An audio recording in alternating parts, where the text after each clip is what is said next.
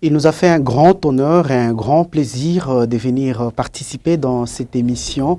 Lui, c'est Maître Janvier Léméric Yombo Makonga avec ses magnifiques ouvrages scientifiques que je tiens entre ma main, que nous exploitons d'ailleurs dans cette émission, la justiciabilité des lois, des révisions constitutionnelles en droit congolais. Merci de nous regarder. Merci, Maître, de faire partie de notre séjour et bienvenue. Merci beaucoup, Monsieur Marquis. Merci pour cet honneur de m'inviter, de me donner cette opportunité pour m'adresser à nos téléspectateurs. Et je sais que c'est un public varié, et tous les secteurs confondus, ouais. Mais les questions sur la révision constitutionnelle suscitent l'intérêt de tout Congolais. Exactement. Surtout au regard de l'actualité et ouais. Tout ça, voilà. Merci à nos téléspectateurs. Parfait. Votre préfacier, le professeur Évariste Bouchab, a dit que ce livre pose objectivement tout ce qu'on devrait attendre comme diagnostic justement pour essayer un peu de voir dans quelle mesure la question de la justiciabilité des lois de révision constitutionnelle en droit congolais pourrait constituer une question d'affection psychologique ou alors, si pas d'affection psychologique, des pathologies peut-être incurables. Oui, cet ouvrage n'a rien à voir avec les débats passionnés que nous avons eus récemment sur la révision ou les changements. C'est une recherche qui a été menée pendant plusieurs années. Et donc, il s'agit de résultats d'une recherche acharnée, échelonnée. Ouais. Et le travail a fait d'abord l'objet d'un mémoire d'études approfondies qui a été défendu, oui, que nous avons défendu à la faculté des droits. Ensuite, nous l'avons enrichi et pour le présenter sous forme d'ouvrage. Alors, les questions qui sont analysées dans cet ouvrage le sont en toute objectivité et loin de tout débat passionné, tout débat émotionnel. Vous parlez de la justiciabilité des lois, des révisions constitutionnelles. On aimerait bien savoir, à part la loi numéro 11-0D du 20 janvier 2011 portant révision de certaines dispositions de la Constitution, vous faites allusion à quelle autre loi? En fait, nous faisons allusion à cette loi et à toutes les autres lois qui viendraient. Parce que la révision constitutionnelle aboutit justement à une loi. La procédure de révision constitutionnelle est sanctionnée par une loi. Exact. Qu'on appelle la loi des révisions constitutionnelles. Alors, parler de la justiciabilité de loi de révision constitutionnelle, c'est évoquer la possibilité de voir ce loi faire l'objet de contrôle ou de sanctions par le juge constitutionnel. Ouais. Pourquoi le juge constitutionnel? C'est au regard de ce qu'il a comme fonction lui attribuée par la Constitution 18 février 2006. Ouais. C'est lui le juge du contrôle des constitutionnalités de loi. Tout à fait. Et donc, c'est un juge qui examine, qui a été chargé par la Constitution pour examiner la conformité des lois à la Constitution. Si les lois sont conformes, tant mieux, elles sont promulguées. Si les lois ne sont pas conformes, elles sont sanctionnées ou invalidées, totalement ou en partie. Parce que une loi peut être contraire à la Constitution, mais pas dans toutes ses dispositions. Peut-être dans certaines de ses dispositions. Alors le travail du juge, c'est justement de voir quelle disposition n'est pas conforme, quelle disposition heurte les dispositions constitutionnelles. Et donc, le juge fait ce travail-là de toilettage. Et il en sera de même pour les lois de révision constitutionnelle. Alors, la loi à laquelle vous avez fait allusion, de 2011, cette loi a été adoptée par le Congrès en janvier 2011 et n'a pas fait l'objet de recours devant le juge constitutionnel. Et pourtant, c'est une loi qui est loin d'être, je dirais, parfaite, loin d'être propre. C'est une loi qui a entraîné un certain nombre de vices que nous avons épinglé hein, dans cet ouvrage. Et donc, on n'aimerait pas que prochainement, d'autres lois fassent l'objet de l'impunité. On aimerait que, en fait, l'ouvrage interpelle les acteurs politiques, mais alerte les juges constitutionnels, qui a reçu la mission de protéger la Constitution, de veiller à sa stabilité et à sa suprématie. Et donc, le juge constitutionnel est devant ses responsabilités. Ah, donc, l'ouvrage lui donne un certain nombre de moyens, un arsenal d'éléments pouvant lui permettre justement de censurer le loi de révision constitutionnelle contraire à la Constitution une fois saisie, parce qu'il ne peut pas s'auto-saisir. Parfait. Petite anecdote, ça m'a fait beaucoup rire, une histoire qu'on ne fait pas beaucoup plus mention. Vous répétez, vous dites cela dans ces livres, c'est que la France, forte de ses 5 républiques, les États-Unis avec une constitution depuis 1787, la Belgique, de même avec une constitution depuis 1831, ne peuvent rivaliser avec la RDC à 64 ans seulement. Ça m'a fait rire personnellement. On a plus de 6 textes constitutionnels, sans compter certains projets. Oui, des textes qui ont été avortés et qui n'ont pas été promulgués, effectivement. Sinon, c'est au-delà de 10. S'il fallait compter les textes avortés. En fait, c'était pour dire que la RDC compte plusieurs textes constitutionnels depuis son indépendance. En fait, c'est ça qui explique l'instabilité constitutionnelle. Comment expliquez-vous les États-Unis qui ont un texte qui a déjà plus de 2 siècles et qui n'a été modifié que 27 fois? Vous voyez? Comment expliquez-vous la France qui a un seul texte depuis 1958? Comment expliquez-vous la Belgique, notre ancienne métropole, qui a son texte constitutionnel depuis 1831? Et donc, c'est l'instabilité constitutionnelle que nous avons connue au Congo comme dans d'autres pays d'Afrique noire francophone, a conduit la plupart des constituants à ériger des barrières contre le pouvoir des révisions constitutionnelles. Parce que la Constitution, en créant les institutions, la Constitution a défini une certaine sphère de pouvoir, sphère d'action que ces pouvoirs ne peuvent dépasser. Il en est de même pour le pouvoir des révisions constitutionnelles. La différence, c'est que pour les autres pouvoirs, pour les autres institutions, par exemple, président de la République, Premier ministre, la Constitution a défini la sphère d'action et la Constitution a prévu des sanctions au cas où ces derniers, parlant du président ou du Premier ministre, arrivaient à outrepasser ses prérogatives. C'est comme ça qu'on parle d'infraction de haute trahison, outrage au Parlement, ainsi de suite. Mais pour le pouvoir des révisions constitutionnelles, cela n'a pas été fait.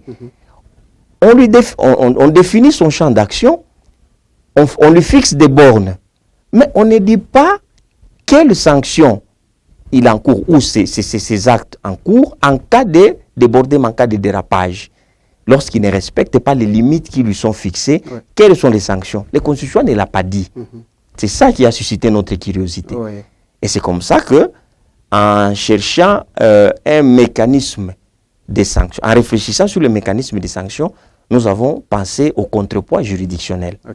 Puisque le pouvoir des révisions constitutionnelles, c'est un pouvoir politique. C'est un pouvoir politique. Et donc, comme pouvoir politique, il ne peut avoir de contrepoids que du côté juridictionnel. C'est-à-dire lorsque les actes qu'il pose ne sont pas conformes à la Constitution, violent les limites qui lui sont fixées, qu'il y ait cette possibilité de censurer aussi ces actes. Alors, dans ce travail, dans cet ouvrage, il y a un grand débat autour de la nature de ce pouvoir. Certains estiment que c'est un pouvoir souverain. D'autres disent non, parce qu'il est limité. Un souverain ne peut être limité. Comme c'est un pouvoir limité, il n'est pas souverain. Alors, puisqu'il n'est pas souverain, ses actes doivent être sanctionnés. Et donc, c'est ça qui nous a conduit à réfléchir sur les mécanismes de sanctions de ces actes. Vous avez commencé par les dire, comme d'ailleurs l'a indiqué le professeur José Miranda, que contrôler justement les lois de révision constitutionnelle est une exigence dans un état de droit. Il a été cité par votre préfacier, le professeur Évariste Bouchab. Et parallèlement à cela, vous établissez ce que vous avez appelé malheureusement les faiblesses ou les difficultés liées à ces contrôles, notamment la nature de la loi elle-même, notamment la qualité de l'organe qui est censé réviser, mais aussi les déficits d'habilitation expressive du juge constitutionnel. Tout à fait. Et donc, dans notre recherche, nous avons été butés à 3 obstacles. Parce que nous voulons voir les actes de révision faire l'objet de contrôles et même des sanctions. Alors, 3 obstacles se sont dressés sur notre parcours. Le premier obstacle, c'est la nature même de la loi. Cette loi n'est pas il ne s'agit pas d'une simple fonction législative. Cette loi a une nature constitutionnelle. Bien que du point de vue organique, on peut la considérer comme un acte législatif du point de vue organique, mais c'est une loi qui a une nature constitutionnelle. Or, le contrôle de constitutionnalité, c'est le contrôle de conformité de la norme inférieure à la norme supérieure. On veut conformer la norme inférieure à la norme supérieure. Mais puisque nous parlons du contrôle de constitutionnalité, est-ce que ce contrôle peut-il être concevable lorsqu'il s'agit de 2 normes de même nature? La réponse est non, puisque le contrôle de constitutionnalité, ce n'est pas un contrôle d'une simple contrariété entre 2 normes de même rang. Non. C'est un contrôle de conformité de la norme inférieure à la norme supérieure. Alors, comment contourner cet obstacle-là? Nous avons fait recours à 2 théories. Il y a la théorie de la norme de référence et la théorie de la différenciation hiérarchique du droit constitutionnel formel. La théorie de la norme de référence voudrait dire que, vous voyez les limites, les clauses de limitation du pouvoir de révision constitutionnelle sont considérées comme des normes de référence pour la loi de révision. Parce que ce sont ces clauses-là, ce sont ces normes-là qui créent la loi de révision, qui déterminent comment doit naître la loi de révision. Et donc, puisque la validité de la loi de révision dépend de ces clauses-là, et donc on doit considérer ces clauses-là comme des normes de référence pour la loi de révision. Malheureusement, on n'a pas assez de temps pour développer davantage. Ceux qui pourront s'en procurer l'ouvrage verront tous les détails là-dedans. Alors, le deuxième obstacle, c'est la qualité de l'organe. On le considère comme le pouvoir constituant dérivé. Pourquoi dérivé? Parce qu'il est dérivé du pouvoir constituant originaire. Certains le considèrent comme le pouvoir de même nature que le pouvoir constituant originaire. D'autres disent non. Pourquoi pouvoir de même nature? Lui, il est dérivé. Il est créé. Lui, il évolue au sein du droit positif. Tandis que le constituant originaire, lui, il est en dehors du droit positif. Parce que c'est lui qui pose le droit positif. Et il est en dehors du droit positif. Et son travail s'arrête là. Le pouvoir constituant originaire, c'est le pouvoir d'élaborer ou d'établir une constitution. Dès lors que la constitution est établie, son pouvoir s'arrête là. Celui qui continue, c'est le pouvoir constituant dérivé qui a été créé. Puisque c'est un pouvoir créé, et donc on ne peut le considérer comme un pouvoir souverain, puisqu'il a des limites. On lui fixe des bornes. On lui dit, voici les actes que tu dois poser, et quand est-ce que tu dois les poser. Puisqu'on ne peut pas réviser la constitution n'importe quand. On lui dit quand est-ce qu'il faut réviser, et quand est-ce qu'il ne peut pas réviser. Donc c'est un pouvoir soumis. Puisque c'est un pouvoir soumis, dans la souveraineté, il n'y a pas de soumission. Et donc, on ne peut pas le considérer comme un pouvoir souverain. C'est un pouvoir constitué. C'est pourquoi on le considère comme un pouvoir constitué ou institué. Le troisième obstacle, c'est que la Constitution ne dit pas si la loi qui la révise peut être contrôlée par les juges. La Constitution ne le dit pas, malheureusement. Malheureusement pour moi. Mais nous avons fourni beaucoup d'efforts dans en fait, on a beaucoup puisé dans l'approche réaliste du droit. Parce que l'approche réaliste du droit s'intéresse beaucoup à la composante jurisprudentielle, au pouvoir du juge de créer, non seulement d'interpréter, mais de créer. Et c'est là qu'on vous dira, la loi est ce que le juge dit qu'elle est. C'est-à-dire, la loi n'est pas ce qu'elle est, mais elle est ce que le juge dit qu'elle est. Puis c'est le juge qui l'interprète. La Constitution, la même chose. L'interprète de la Constitution, c'est qui? C'est le juge constitutionnel. Donc, ce que le juge constitutionnel dit de la Constitution, c'est ce qu'elle est. Alors, c'est comme ça que nous avons beaucoup exploité l'aspect jurisprudentiel. Pour voir dans quelle mesure le juge constitutionnel peut fournir beaucoup d'efforts pour arriver à se reconnaître la compétence de censurer les lois de révision constitutionnelle. Et c'est comme ça qu'en prenant l'exemple du droit comparé, nous avons donné l'exemple d'un certain nombre de pays, ouais. en Allemagne, aux États-Unis. Le contrôle de constitutionnalité, c'est d'abord un contrôle qui est d'essence jurisprudentielle. Il a été créé par un juge, et non pas par une constitution, d'abord par un juge. Et c'est comme ça que nous avons beaucoup puisé dans la composante jurisprudentielle pour dire au juge constitutionnel qu'il peut puiser, notamment dans la théorie des compétences implicites, c'est-à-dire il peut déduire sa compétence de censurer les lois de révision constitutionnelle de sa fonction de protection de la Constitution. Exactement. Puis c'est lui qui protège la Constitution. Vous avez des actes qui menacent l'acte dont vous êtes le garant.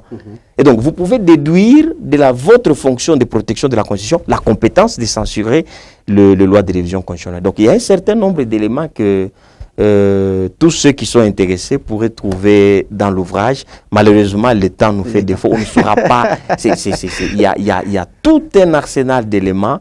On ne saura pas les aborder tous dans un temps aussi record. Exactement. Il y a des lois de révision constitutionnelle qui peuvent être votées en violation de la Constitution elle-même. Vous commenciez d'ailleurs de le dire. Il y a des mécanismes et des sanctions tels que vous avez réalisé la recherche jusqu'ici. Oui. Il y a, dans la doctrine, la doctrine fait ressortir d'autres mécanismes de sanctions en dehors du mécanisme juridictionnel. La doctrine a parlé de l'arbitrage du président de la République. La doctrine a parlé du contrôle du bien fondé que le Parlement exerce. Parce que la Constitution dit, lorsque l'initiative est prise des révisions constitutionnelles, soit par le président de la République, soit par le Parlement, c'est-à-dire les deux chambres, à travers leurs membres, soit par pétition.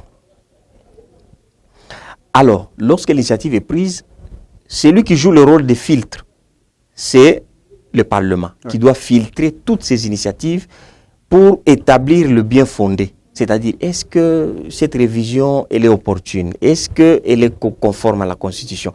Ça, c'est le travail du Parlement. Mais nous avons reproché au Parlement sa complicité avec tous ceux qui tripatouillent les textes constitutionnels.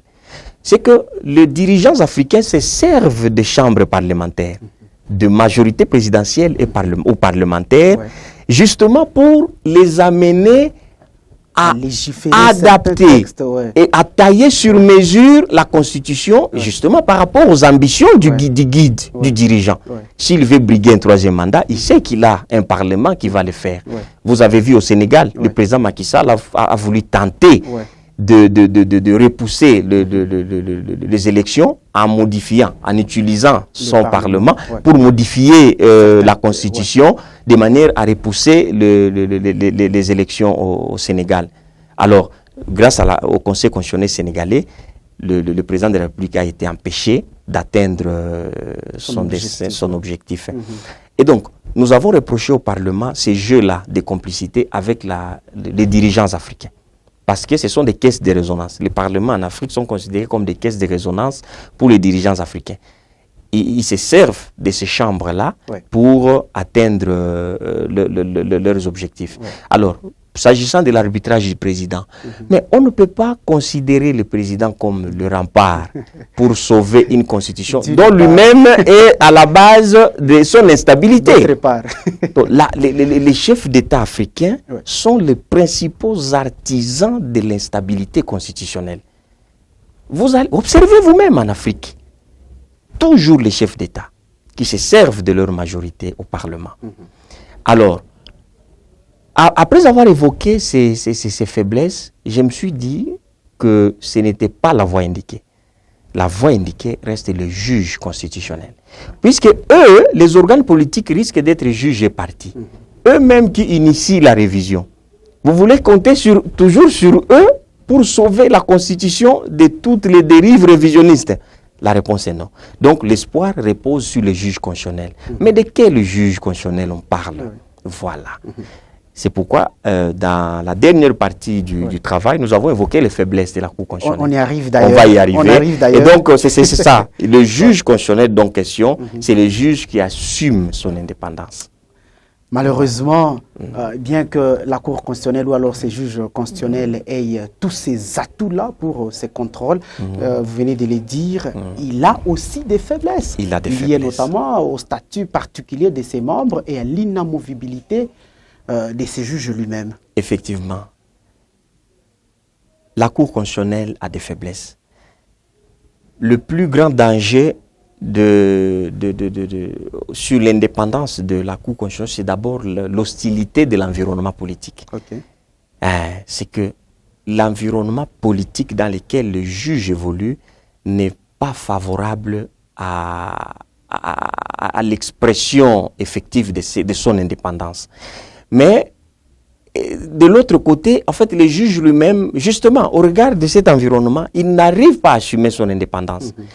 La Constitution lui a donné un certain nombre de garanties, lui a reconnu un certain nombre de garanties pour exercer son office en toute indépendance.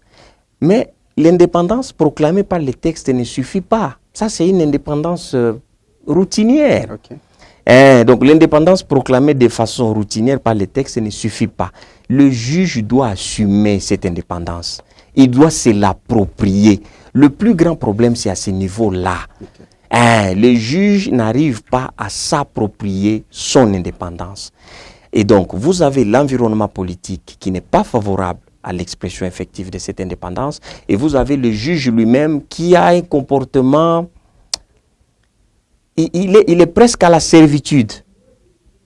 Il développe un comportement de servitude à l'égard du pouvoir politique. Vous voyez? Oui. Alors, les statuts particuliers, c'est une des garanties qu'on a consacrées au juge constitutionnel. Oui. Mais dans la pratique, c'est violé. Ce principe a été plusieurs fois violé et nous avons évoqué le cas précis, les cas précis qui ont constitué la violation de ces statuts particuliers. Et son caractère inamovible. Le texte dit ceci. Le juge constitutionnel, il a un mandat de 9 ans, renouvelable, non renouvelable.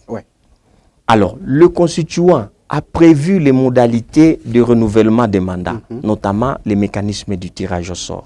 Ça n'a jamais été respecté. En 2015, les juges sont installés. La Cour constitutionnelle, la composition est installée.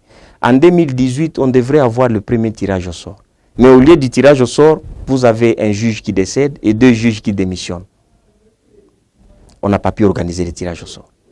En 2021, le prochain tirage au sort devait avoir lieu en 2021. Mais ça n'a pas été organisé. Ça a été organisé en 2022, au-delà du délai légal, en violation des textes. Vous voyez ? Ça, c'est par rapport aux modalités de renouvellement des mandats. Un autre aspect, c'est l'intrusion du pouvoir politique dans la nomination des juges. On ne nomme pas un juge constitutionnel n'importe quand.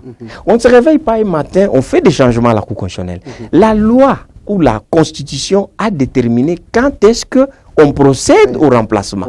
Lorsqu'on fait le tirage au sort, les juges, les 3 juges qui sont tirés au sort, selon les autorités de désignation, celui qui est venu du Conseil supérieur de la magistrature, le Conseil supérieur de la magistrature doit le remplacer par un autre. Celui qui est venu du Parlement, le Parlement remplace. Par le Parlement. Les liens, le cordon ombilical n'est pas coupé entre l'autorité de désignation et le juge. Si c'est un juge qui est venu du Parlement, qui est tiré au sort, il faut que le Parlement envoie un autre juge pour le remplacer. Il en est de même pour le Conseil supérieur de la magistrature et pour le président de la République. Exactement. Ou alors, si un juge démissionne, s'il était venu de l'une des structures, c'est la même chose. Il doit être remplacé. Si il décède, la même chose. Mais en dehors des cas prévus par la Constitution, il n'y a pas d'autres cas où on peut se permettre de remplacer un juge constitutionnel. Nous avons évoqué quelques cas où les juges constitutionnels ont été remplacés en violation de la Constitution et de la loi. Vous voyez? Et de la loi organique portant organisation et fonctionnement de la Cour constitutionnelle. Nous avons argumenté là-dessus. Et donc, tous ces éléments-là, ça fragilise la Cour constitutionnelle. Et puis, il y a un autre défaut à la Cour. Il y a un problème de solidarité. Les juges constitutionnels ne sont pas solidaires. Certains de leurs ont subi l'injustice. Alors, au nom de cette solidarité, la Cour constitutionnelle devrait s'exprimer pour dire ces changements constitue une violation de la Constitution. Maintenant, on a abandonné les 2 juges à leur triste sort. Et voilà, il y a ce problème-là de solidarité. Il y a manque de solidarité. Ils ne sont pas solidaires. Chacun est là pourvu que son intérêt soit sauvegardé. Exact. Et donc, tous ces éléments-là fragilisent la Cour constitutionnelle. Maître Javier Lemere Kiombo Makonga, merci beaucoup d'avoir répondu à nos questions. Je vous en prie, M. Marquis. Et les livres, on doit le parcourir obligatoirement. Tout à fait, effectivement. Et les moyens pour s'en procurer? Alors, nous avons déposé quelques exemplaires à la librairie de pulls Ouais. C'est sur le campus, hein, derrière la direction des œuvres sigantines, où il y a la librairie. Ceux qui en auront besoin pourront y aller. À défaut, nous contacter directement. Oui, nous contacter directement pour avoir à quel coordonnées? Je peux donner les coordonnées? Oui, allez-y. 099 44 85 664. Et je répète, 099 44 85 664. PUL, c'est donc presse universitaire de Lubumbashi. D'ailleurs, c'est la maison qui a édité ces livres. Je fais un hommage particulier et respectueux d'ailleurs à votre préfancier, le professeur Évariste Bouchab, et à votre postfacier, le professeur Joseph Kazadi Mpiana. À vous-même, je dis également merci beaucoup, maître. Merci, monsieur Marquis. Merci de nous avoir regardés. Vous pouvez retrouver votre émission sur YouTube Arc-en-Ciel RTV officiel. Au revoir.